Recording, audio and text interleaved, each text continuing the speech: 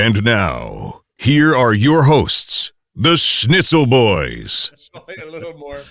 I mean, East Village didn't get older. The people who live there got older. You know, it seems like a lot of new people showed up, but a lot of the old people are also still there. I just moved there. I came to New York in 1994, and that's where you went when you didn't have any money back then. That is not. It's not the case now, but back then I was like, yeah, you go to Alphabet City, right? And that's where Zum Schneider. You ever go to Zum Schneider? Schneider, yeah, that no longer exists. Rest in peace. COVID killed. Zum Schneider was a great German Was beer it hall. COVID that killed it? I think maybe everybody was just tired. Yeah, perhaps. I don't know. It was recent though. Didn't it shut down like a year ago? I think something like that. But I think he also was just kind of over it, maybe. Schneider was. Some Schneider is where I watched that legendary quarterfinal match in 2002 between Germany and the U.S.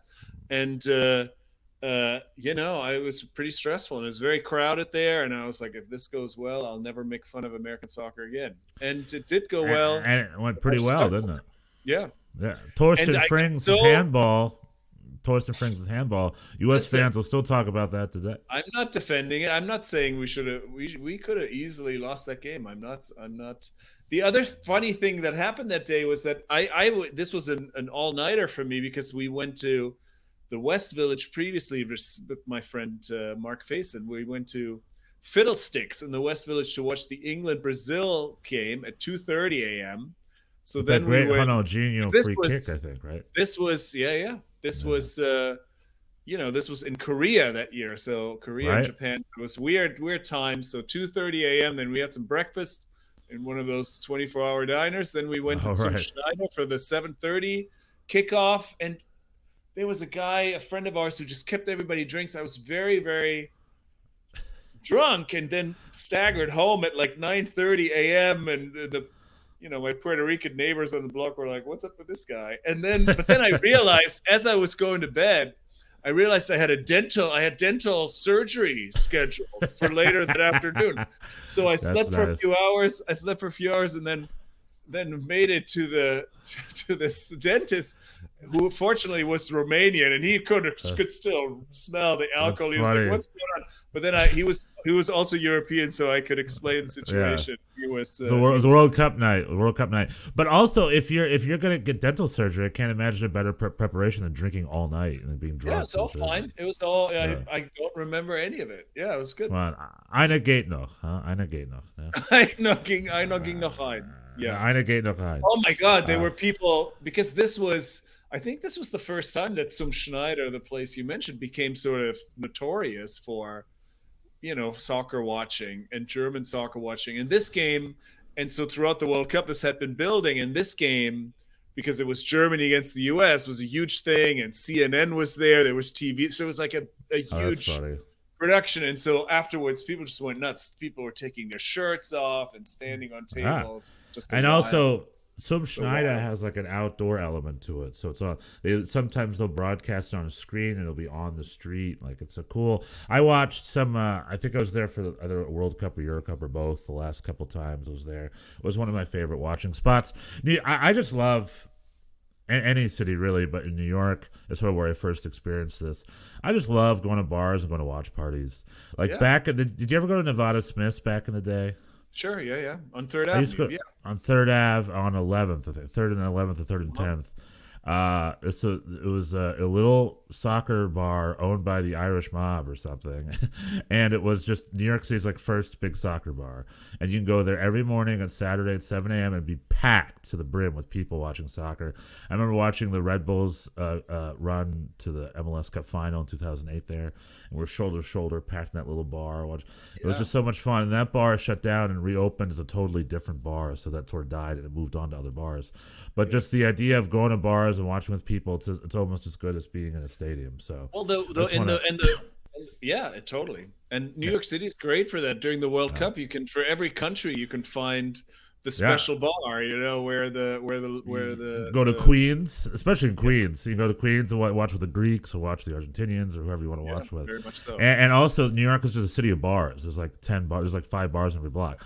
So you just walk past the bar and you hear and then it quiets down. The next bar, and so forth. No, it's like a mall. It's like a shopping mall of watch parties. That's true. Yeah, it's cool. It's really cool. I guess I'm in the market for a new place because some Schneider became very, very popular, and then you had to like make reservations, and that became too much. So I switched to Lorelei for a while, the other German place on wherever that is, also Lower East Side.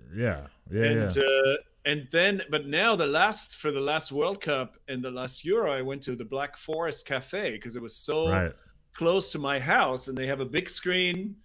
Unfortunately, is that the one on?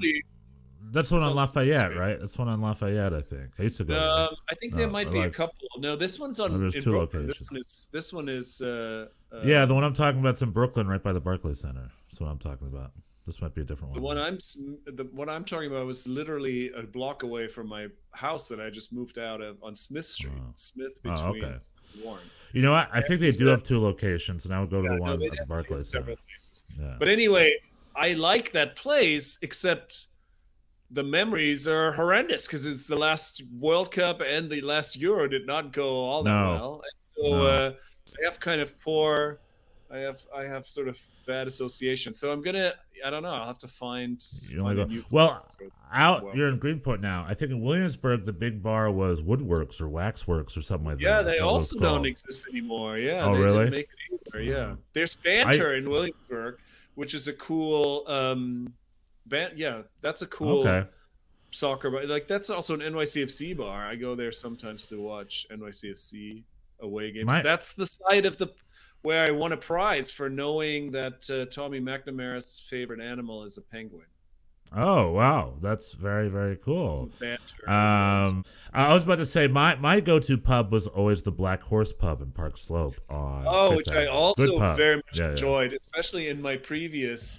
I went there a lot with my English friend Ashley. He then moved upstate, and then kind of we stopped going. But yeah, I love that place as well. Yeah, it's owned by a Tottenham fan who's also a huge Clash fan. So that's right.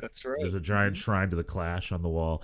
It's a cool pub. I used to go there. Not a huge MLS fan. I tried a couple times to make that a destination to watch NYCFC games. He wasn't all that interested. Like if there was really nothing else going on, he would tolerate it. Well, that's the plight of an MLS fan. You know, I can't tell you how many bars I've been to where I have to find a TV in the corner, tell them what channel it's on, help them find the channel, and just watch it and mute by myself. I can't tell you how many times. Like any MLS fan, we've all done that. That's part of our creed. In upstate New York, it's like you ask somebody to put the soccer game on, they look at you like if you asked to have sex with his daughter or something. It's like, people get I'd rather ask that, but still, the MLS game is on. So. That was just a Schnitzel Boys video on YouTube. Thanks for joining us. If you like that one, we've got a couple other ones right over here. And if you like that one, don't be afraid to subscribe, like, and ring that bell. It's the Schnitzel Boys, it's the Schnitzel Boys, it's the Schnitzel Boys.